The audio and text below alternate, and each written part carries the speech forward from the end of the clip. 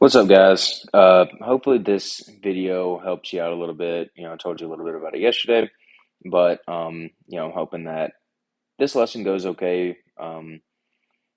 This is the best way that I know how to do it in order for us to get through Unit 4. I'm thinking that this will be good as long as you just make sure that you follow along with me.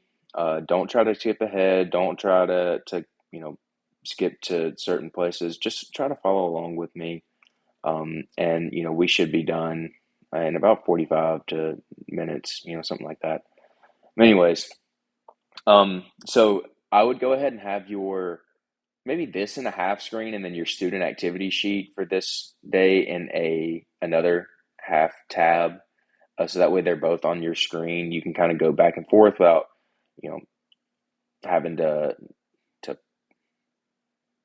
it would just be wonky.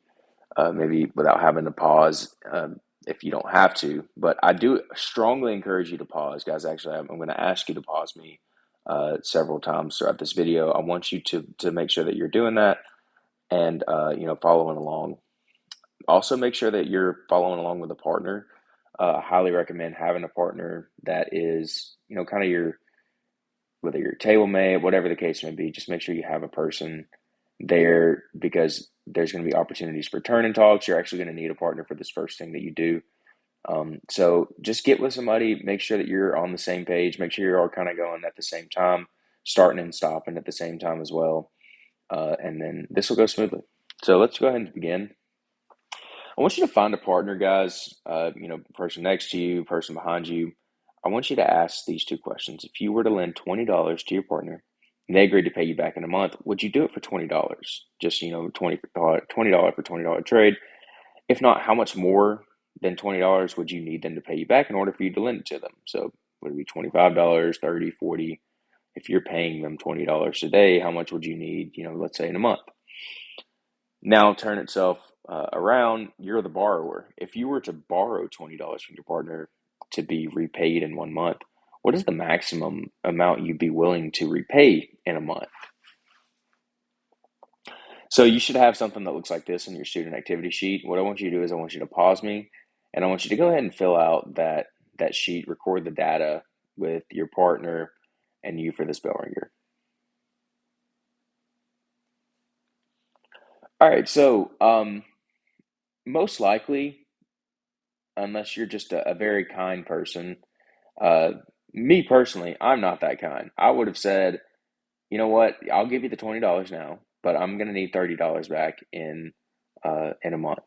All right, so I'm gonna have to have something waiting as a reward for the risk that I'm putting out. So this is essentially what banks do. A lot more complex, a lot more functions, but interest being the main sort of concept here, right? Both for the consumer and also um, how they make money as well. So a bank is a financial institution that accepts deposits and makes loans. Banks act as intermediaries between depositors and borrowers, paying interest on deposits and earning income from loans. So, what is interest that I mentioned a little bit ago? Interest is the difference between the amount you borrow and the amount you have to repay. Um, an interest rate is the amount of interest due per period as a proportion of the amount lent, deposited, or borrowed. Okay.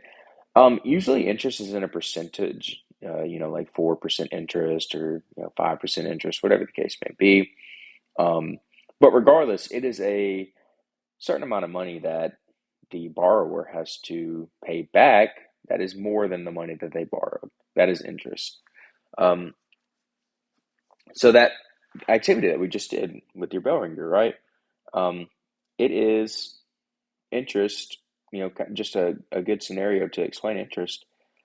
You borrowed $20 and your partner asks you to pay back, maybe $25, $30. That $5 or $10 that you have to pay back is your interest. Okay. So, guys, I want you to talk about real quick. You can go ahead and pause me. What is the purpose of interest? Why does interest exist in banks? Why does it exist in society? Just go ahead and kind of talk about the purposes of interest. And I'll meet you on the next slide.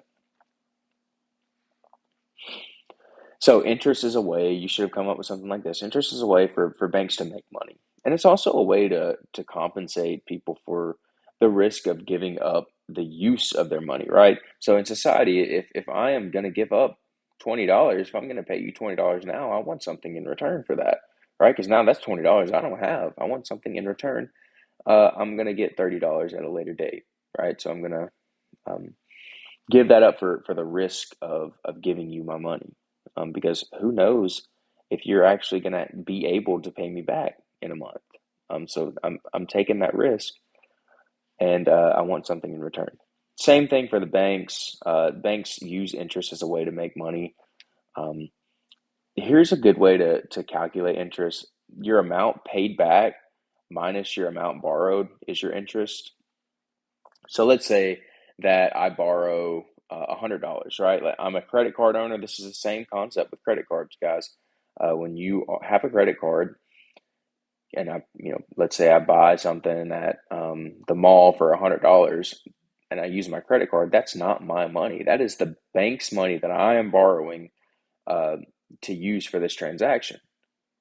So I am borrowing $100 from the bank technically, and the bank says, okay, you know what? I'm going to let you do that, but I'm going to charge you 4% interest. So when you pay me back, it's going to be $104, right? Because that's 4%. So 4% of 100, obviously being $4, you add that to the 100.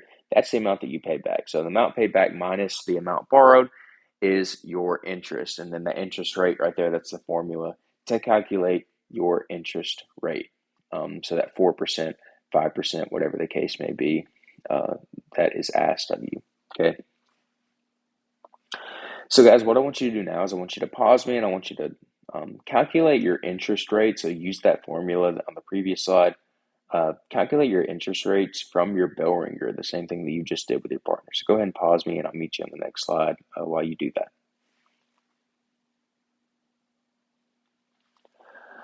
So, how are interest rates decided, guys? Interest rates vary depending on a lot of things. Okay, we're going to kind of look at some of the ways that the interest rates can vary. Um, but so many things, right? The time, like when are you going to pay me back? Is it going to be soon? Is it going to be later? The amount can matter as well, so big or small, in terms of how much are you borrowing. The credibility of the borrower. So, are you reliable? Do you always pay back on time? This is how credit card companies kind of use to gauge their interest or mortgage rates or whatever the case may be.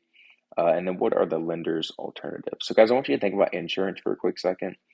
We should all know how insurance works, right? You basically you're paying a premium, you're paying a rate to the interest company in order to get protection, right? So on the off chance that something happens, for life insurance, on the off chance that, let's say, you die, you get money, or your family will get money for your death from that life insurance company, um, in the result of your death, right? So that a lot of people get life insurance on the chance that something happens to them, so that way their family is protected. Now that the insurance company is doing this because you're paying them a rate, right? And so if nothing happens to you, they're just making money.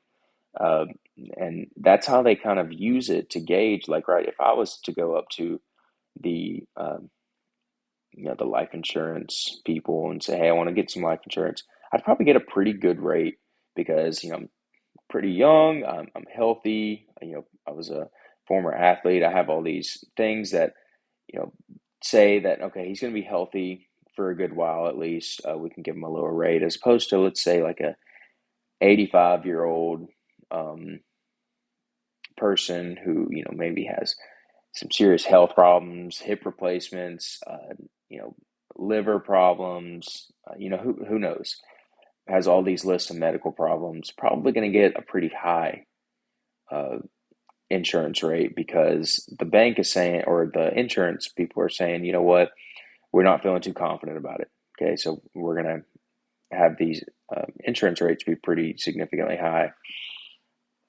Same thing with how interest rates. So what I want you to do right now, I want you to click on this article. There's a hyperlink on your student sheet. Go ahead, click that link, and Go in and read it thoroughly, and then I want you to answer those two questions on your student sheet. Uh, and when you do that, after you read the article and after you answer those two questions, I want you to meet me on the next slide. So, what are deposits? This should be pretty simple. We should be pretty familiar with deposits if you have a personal bank account already. These are just funds that are put into the bank, most likely your bank account, used for transactions. You can withdraw that money. They usually earn interest over time. So, what happens to your money when you deposit at a bank? Have you ever thought of that before? You ever thought about, what this money is sitting in an account? I wonder what's going on with it, right? Do they just have a vault full of like set aside that says Connor Brooks's money right here? Here's a sum if he ever needs it, right? That's not really how that works. Okay, and especially today, where we talked about in previous lesson, where 81% of our transactions are now cashless, and I'm sure that rate's gone higher actually from that data before, but regardless, it's becoming a cashless society. So what happens to our money? Okay, well, banks actually lend out your savings, and this is how they make money. The interest that they charge people is more than the interest that they end up paying you back. And this is just how they make money. So I have a little video here. It's from Mary Poppins. I want you to go watch it on. It's on your student sheet. It's linked there. I want you to go watch it. It's silly, it's funny, but it's kind of a good way of explaining the process of the bank. It's just a silly little video um, to help explain the process. So go ahead and go watch that, and then meet me on the next slide. So, what is fractional reserve banking, guys? So, let's talk about reserve banks for a little bit. It may seem like your bank is just taking money and moving it to different places, right? It's just taking your money, lending it out to people, moving it from one place to another, but it's a little bit more complex than that. Um, so, let's talk about reserves. Reserves are funds that banks keep on hand and do not lend out, either as cash in vaults or as deposits with a central bank. They serve as a liquidity buffer and are often required by regulatory authorities. Okay. So when banks keep only a portion of your deposit at the bank and loan out the rest, it's called fractional reserve banking. This is kind of a concept that we're going to talk about in here with the CD. So what I want you to do is I want you to click on this link and watch this video about CDs, and then I want you to answer that question right there. This is going to really kind of relate to, it's going to bring together a lot of things we've been talking about so far in banking. So go ahead and watch that video. Click that link on your student activity sheet for the video, and then answer that question, and I'll meet you on the next slide. So, guys, before we watch this video, I want to talk about the CDs real quick. Obviously, like that kind of brings together what we've been talking about, right? The bank is asking you to lend them money essentially, and they're saying that they're going to pay you an interest rate for allowing them to borrow your money, right? I'm paying them, let's say, $10,000 in a CD, certificate of deposit, and they're going to say, you know what, we're going to give you 7% interest rate. We're going to pay you back 7% of that $10,000 that you put that you gave us, so that way we could use that to put into mortgages, put into other things, which is how we make money, right? They're going to use that money to go lend money to somebody that needs for a mortgage, and they're going to charge an interest rate higher than that 7%, which is how they make money, right? Again, banks make money because they charge interest more than they pay it. Okay, they do pay interest just like on CDs. They do pay interest, but they charge more. So I want you to go ahead and watch this video, guys. Go ahead and click that link on your student activity sheet. Go ahead and click that link, and I want you to watch it. And this kind of brings together pretty much everything we've been discussing so far. So we talked about the kind of the functions of the bank and what they do. They basically lend your money out, right?